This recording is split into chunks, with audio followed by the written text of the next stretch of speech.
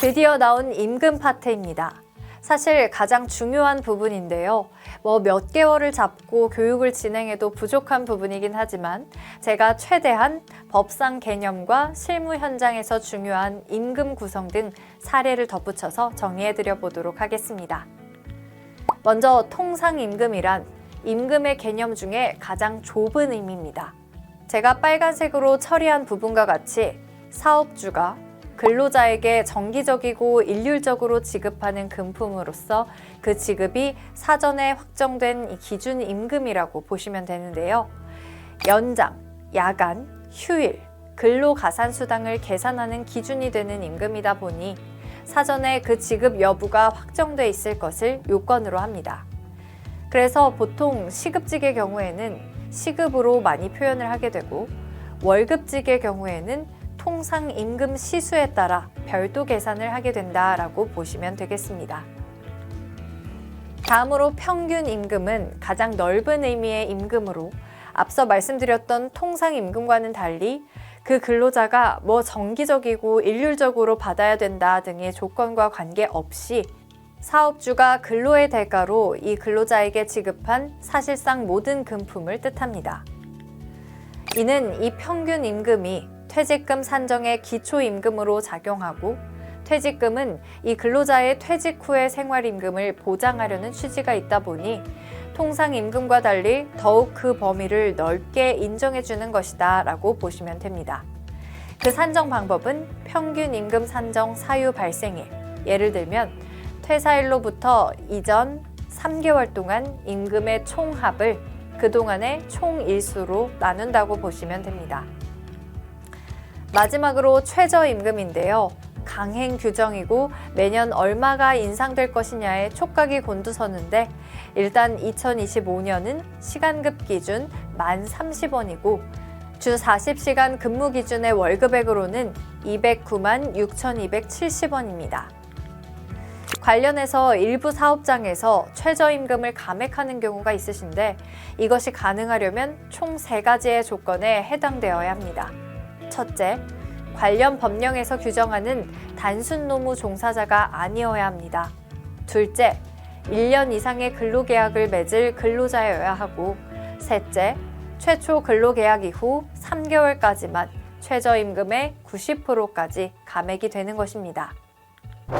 그럼 지금부터는 한번 효율적인 급여 구성 방법에 대해 알아보도록 하겠습니다. 점주 B가 근로자 A와 매월 고정 연장 20시간을 포함한 급여를 구성해 근로계약을 체결했는데 A가 너무 마음에 들어서 매니저 수당과 식비를 매월 고정적으로 지급하는 것으로 했습니다. 이때 어떤 리스크가 있을까요? 사실 점주 B 입장에서는 아니, 내가 내 돈 더 주겠다는데 그것도 근로자가 잘해서 내가 인정하는 취지인데 이게 문제가 된다고? 라고 생각할 수 있습니다. 그런데 실제로 여기 보이시는 것처럼 매니저 수당 20만 원과 식비 15만 원은 매월 일률적, 정기적으로 이 근로자에게 지급되는 금품이므로 연장 근로수당의 기준 임금이 되는 통상임금에 산입되어야 하고요. 결과적으로 매월 5만 원가량의 임금 체불이 발생될 수 있습니다. 따라서 경우에 따라서는 이렇게까지 해야 하나 싶으시겠지만 만약 이런 부분까지 고려를 하지 못한 사업장이라면 일단 기본적으로 식비를 따로 지급하기보다는 실비 지원 혹은 매장 내 상품을 제공하는 것이 필요할 것으로 보이고 추가 수당의 경우 매월 고정액을 지급하기보다는 매장 매출에 따라 변동적으로 지급하는 방향이 바람직할 것으로 판단됩니다. 다음으로 임금 명세서입니다. 임금 명세서는 쉽게 말해서 근로자가 자신의 노동력이라는 재원을 투입하고 그에 대한 대가로서 임금을 수령할 때 받는 영수증이라고 볼 수 있습니다.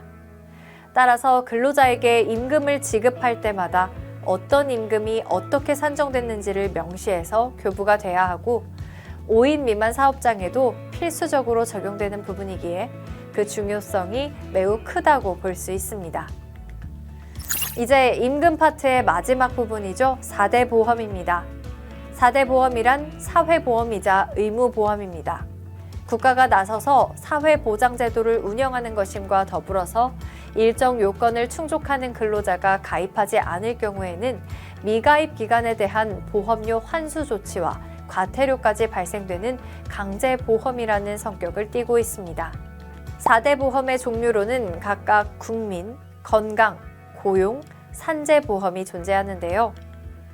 일단 가입 조건부터 살펴보면 월 60시간 미만 근무하는 초단시간 근로자의 경우 국민연금과 건강보험은 가입 대상에서 제외되나 초단시간 근로자의 경우에도 산재는 의무 가입 대상이고 3개월 이상 근무한다면 고용보험도 가입 대상이 되니 일단 근로자를 채용하면 고용보험과 산재보험은 가입을 해야 하는구나 라고 생각하시면 됩니다. 다음으로 요율을 살펴보면 국민연금은 내년부터 요율이 차등적으로 인상될 것으로 보이나 일단은 기존과 같이 근로자와 사용자가 4.5%씩 부담하며 건강보험은 3.5%를 각각 부담, 고용보험은 0.9%씩 부담하고 사업주의 경우에는 여기에 고용 안정 및 직업능력 개발 사업료로 0.25%에서 0.85%를 더 부담한다고 보시면 됩니다. 산재보험은 사업주에게 가입 의무가 있으므로 단독으로 각 업종별로 상이한 요율을 부담하며 평균적으로는 1.6% 정도의 요율이 적용됩니다. 근로자가 입사하는 경우 각 보험의 취득 및 상실 신고 기한이 상이하지만 건강보험이 가장 빠릅니다. 입사 혹은 퇴사일로부터 14일 이내인데요. 따라서 특별한 사정이 없다면 4대 보험은 한 번에 취득 및 상실 신고를 하므로 해당 일로부터 14일 이내에 취득 및 상실 신고를 하면 된다고 기억해 주시면 됩니다.